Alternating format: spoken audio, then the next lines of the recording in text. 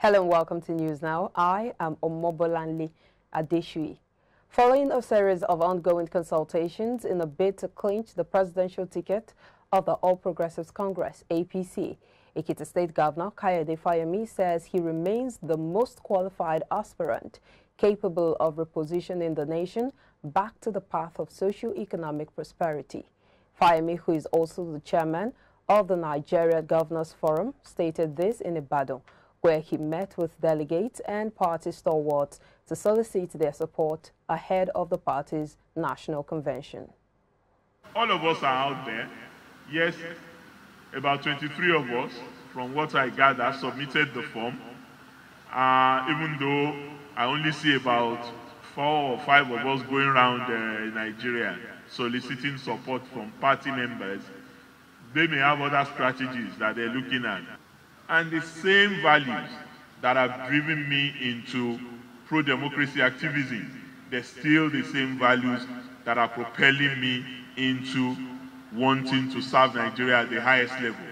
Because I know that I will not betray the cause of the ordinary people. I will look out for our people. I will defend their interests. I will be the voice of the voiceless. I will be the defender of the defenseless. And still in Oyo State, Governor SEYI MAKINDE has emerged flag bearer for the People's Democratic Party and has been duly elected as a candidate of his party in the February 2023 governorship election. Making the announcement in Ibadan, Chairman of the Primary Electoral Committee, Abdullahi Maikasira, disclosed that MAKINDE polled a total of 1,040 votes to dwarf another contender, Hazim Gbolarumi, who polled only 2 votes. In his acceptance speech, SEYI MAKINDE promised to consolidate his achievement in his first term in office with a guarantee to run an all-inclusive and people-oriented government. Coming here to witness your endorsement and my election as your flag bearer in the 2023 elections, what can I just say? I can only say thank you. I told you in 2018 that I may not be right all the time, but I will be honest with you all the time because I have control over whether I want to speak the truth or not. And because I've been truthful to you, now we have that bond between us. I was surprised when the chairman of the panel said I should come and address the delegates. When they have already chased my delegates out from the premises, which delegates am I addressing? Why are we deceiving ourselves? We don't need to deceive ourselves. And now to Lagos State, where the convener of Lagos for Lagos Group, Dr. OLAJIDE ADEDIRAN, has been elected the flag bearer of the People's Democratic Party, PDP, for the 2023 governorship election in Lagos State. IBrandTV senior reporter Igboje Korea reports that chairman of the Lagos PDP Electoral Committee and returning officer Emmanuel Ogidi declared Adediran winner of the primaries in Ikeja after polling 679 votes to defeat his contender David Vaughan, who scored 20 votes. It's from the different local government areas across Lagos State gathered at the venue of the primaries in Ikeja, waiting to vote their preferred aspirants for the contest of the PDP governorship ticket. On arrival, chairman of the Lagos PDP Electoral Committee and returning officer Mr. Emmanuel Ogidi told newsmen that 4 of the 6 aspirants stepped down, leaving 2 remaining aspirants, Dr. OLAJIDE ADEDIRAN and Mr. David Kolawole, on the race. At the end of the exercise, the former PDP National Vice Chairman South, Mr. Emmanuel Ogidi, declared Dr. OLAJIDE ADEDIRAN as the candidate of the party after scoring the highest votes of 679. Having satisfied all the requirements by our guideline, I hereby announce Dr. ADEDIRAN OLAJIDE as our candidate for the having scored the highest vote of 679. is hereby declared the winner and returned.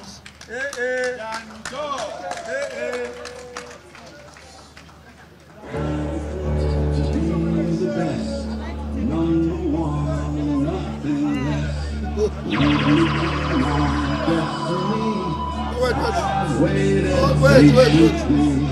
Commenting on the exercise, Mr. David Kolawole said the PDP is one family and is ready to work with the winner of the contest. And I'll thank myself for giving credibility to this exercise, because Lagos has been in bondage for too long. With him as the governor and with us to support him, we will slay that Goliath. We will take him out. We need to do that. There should be a new beginning, a new culture, a new focus, a new direction, a new thinking, a new project. We have to put structures on the ground. We have to make sure Lagos is better than Abuja. We have to make sure everybody comes to Lagos. Thank you so very much, my brother. I will cooperate with you. In his victory speech, Dr. ADEDIRAN, who acknowledged the aspirants that stepped down for him and his contender, said he will do all he can to ensure that the PDP is voted to power come 2023. I also want to thank all leaders of our great party in the state of Lagos, all of them, irrespective of the tendency you belong to. Now we have a project that will address our common priority, that is winning Lagos. Some delegates comment on the process. We are going to have a regular family gathering where candidates of the party will emerge, various aspirants and their delegates will come to vote, and the winner will emerge by the grace of God. This is to say that PDP is ready for Nigeria and Nigeria is ready for PDP. If you are a sellable candidate, go out and face it. It doesn't matter whose horse is got. Face it eyeball to eyeball. For as long as you show that the constituents that you're coming out from know you and they know what you believe in, you can face it. Everybody cannot be in the race. For someone like me, I'm supposed to contest the election, so I decided to step down. So what need? Why wasting my time when I know where the party is going to? So it's better for me to go to the direction of the party. Then we have peace. Then we work together to achieve success come 2023. Dr. Olajide Adediran defeated Dakova Kolawole after he garnered 679 votes out of the 709 available votes. Warrior reporting for IBrandTV News. Now to education matters. The National President, Academic Staff Union of Universities, Asuu, Professor Emmanuel Osodeke, has sympathized with university students over the prolonged strike by the union. Osodeke made this known in an interview on Thursday. He was reacting to the 34 billion naira released by the federal government for payment of minimum wage consequential adjustment. Asuu has been on strike since February 14 over improved welfare packages, better working conditions, and the implementation of various labor agreements signed with the federal government between 2009 and 2020. The national president said the students were suffering for Nigeria's future and education system. He further clarified the students were not being punished but paying the price to ensure that Nigeria had a good education system. And the Supreme Court has reserved judgment in a suit filed by President Muhammad Buhari and the Attorney General of the Federation seeking an interpretation of Section 84, subsection 12 of the Electoral Act 2022. The 7-man panel, led by Justice Mohammed Datijo, says the date will be communicated to the parties involved in the suit. The Apex Court arrived at this conclusion after taking argument from parties and adopting their processes. At the proceedings on Thursday, the All Progressive Grand Alliance, ABGA, and the Nigerian Bar Association, NBA, brought an application seeking to be joined as interested parties. ABGA, however, opted out by withdrawing its application for joinder, which was subsequently struck out by the Apex Court. The NBA, however, stood firm, insisting that Nigerians do not have representation in the suit. That is why it has opted to join the matter. All right, that's it on News Now. Up next is Sports Business.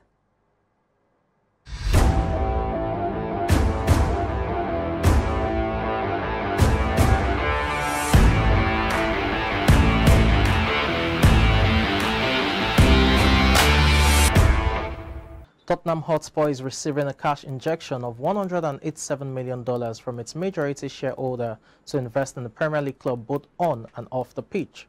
NX Sports, a British investment firm, purchased its 85.6% controlling stake in Tottenham Hotspur in 2001 from politician and entrepreneur Alan Sugar for an undisclosed amount. NX's latest investments will be partly allocated towards player transfer markets. It will be made via the issue of convertible A shares and accompanying warrants. With the investment, NX stake could increase to about its 7.5%. The injection of fresh capital comes after Tottenham Hotspur posted $106.9 million in pre-tax losses for the fiscal year ending June 30th, 2021. The club generated $456 million in revenue during the same period, down more than 10% compared to the fiscal year prior. Tottenham Hotspur is reportedly advancing discussions for a roughly $655.8 million naming rights deal for the $1.6 billion stadium it built in 2019. The club is reportedly holding out for a deal worth $32.8 million per year for at least 10 years. Still talking sports business at this time, Barcelona is reportedly nearing a deal with Goldman Sachs and All Sport Finance to help lower its debt. The agreement would see the organization spend $960 million in exchange for a 30% stake of Barcelona's broadcast revenues and a portion of future revenues from the team's new stadium complex. Barcelona's $1.6 billion Camp Nou expansion project called Espai Barça will add multiple training facilities, entertainment options, and more than 5,500 seats. If the team can secure financing, the project will start as early as this summer. It has approval from the club's members. The team received a $96.5 million loan from Goldman Sachs 3 years ago for the renovation project, which was then extended to $180 million. The loan has to be paid by 2023 with a fixed interest of 3% to 4%. If the new deal goes through, it would mark the largest investment in the history of the club. Barcelona would have to reportedly pay back a total of $1.5 billion in 35 years. And finally, on sports business at this time, drinks and snack giant Pepsi has renewed its long-running sponsorship deal with National Football League NFL, though it will no longer sponsor the Super Bowl halftime show. The extension, continuing a nearly 4-decade partnership, will allow Pepsi to continue using NFL premium rights for its various brands, including Frito-Lay and Gatorade. This includes pouring rights at major NFL events, including the draft. The terms of the renewal were not disclosed, although the previous agreement was worth $2 billion over 10 years. Pepsi also confirmed it will no longer sponsor the NFL Super Bowl halftime show. The brand has sponsored the event for the last 10 years, having replaced Bridgestone. The NFL has been eyeing a new partner for the show and was courting technology and media companies in February. The league was purportedly hoping for a deal worth between $40 million and $50 million. And that's it on sports business. Up next is the stock market report.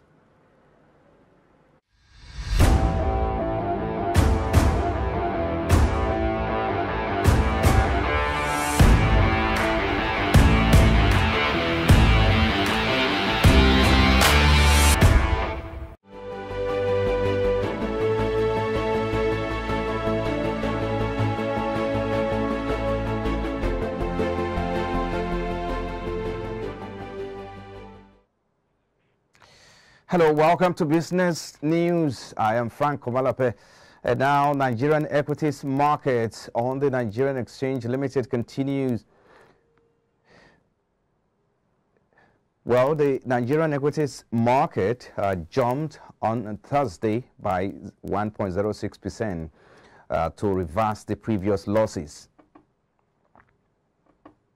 All-share index jumped by 0.06% Thursday to settle at 53,151.32 points. On the gainers chart, shares of industrial and medical gases Nigeria PLC gained 1 naira after rallying by 10% to close 11 naira, while Champion Breweries trail closely behind with 34 kobo to close at 3 naira 20 kobo, while Linkage Assurance gained 5 kobo to close at 60 kobo.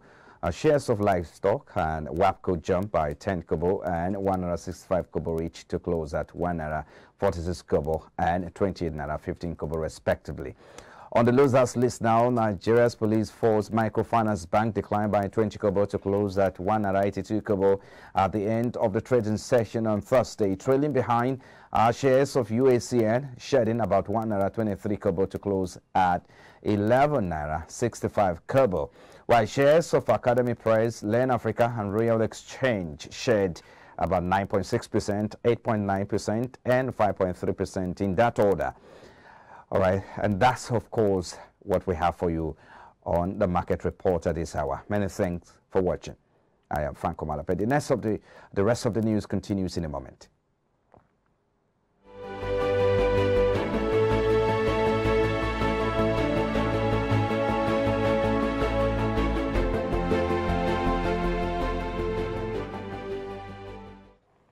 And it's a wrap on Business Now from IBrandTV Lagos. Thanks very much for watching. I'm Michael Nath.